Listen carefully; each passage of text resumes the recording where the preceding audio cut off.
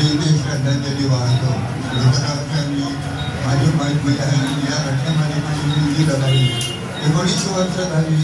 आता माझा एक प्रश्न आहे, सरकारला त्यावेळेला काँग्रेसची सरकार होती, 19 वर्ष झाली तरी अजून काही निकाल काही लागलेला नाही. त्या आतंकवादींना अतिरेकांना पकडलेला लागलेला पण तेवढा नाही. पुढे त्याचा निर्णय काय झाला ते करतात. आता तुरुंगामध्ये जेवतात, त्यांचे नातेवाईक त्यांना भेटतात. पण आमचं काय या सगळ्या याच्यामध्ये आम्ही आमच्या विरोधाच्या आत्म्याला शांतीसाठी मिळणार. 19 वर्ष पूर्वी तरी अजून काही त्याचा निकाल लागलेला नाही. तर त्याचं काय झालं याचं नुकसान द्यायचं.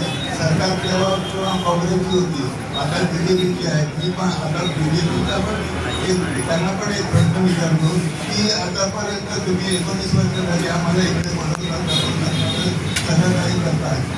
मदत काही लोकांना मदत पण केली, कितीतरी लोकांना मदत केली, अजून करतायत थोडे बहुत. पण त्याचं जीवन नैसर्गिक जीवन हे नैसर्गिक राहिलेलं नाही. ते दुसऱ्याच्या आधारावर राहून करतात. आणि आमची दुर्लभ पावली आहे.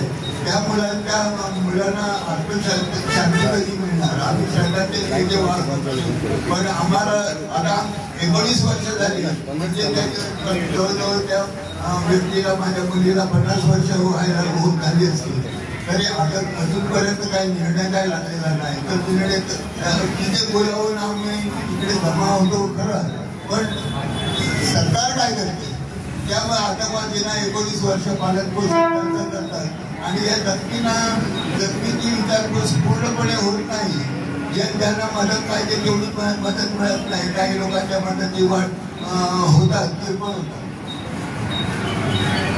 एवढं जास्त काय सांगत नाही, पण या आतंकवादीचा काही निकाल काय लागला आहे हे आम्हाला पण कळायला पाहिजे. आम्हाला पण वर्षन होती, आमची पण जर थोडे दिवस करणार आहोत तर त्याच्यापूर्वी आधी काय त्याचा निकाल लागला पाहिजे. आतंकवादीचा त्या आरोपीचा निकाल सरकारने लावला पाहिजे. एवढंच माझ्या म्हणणं.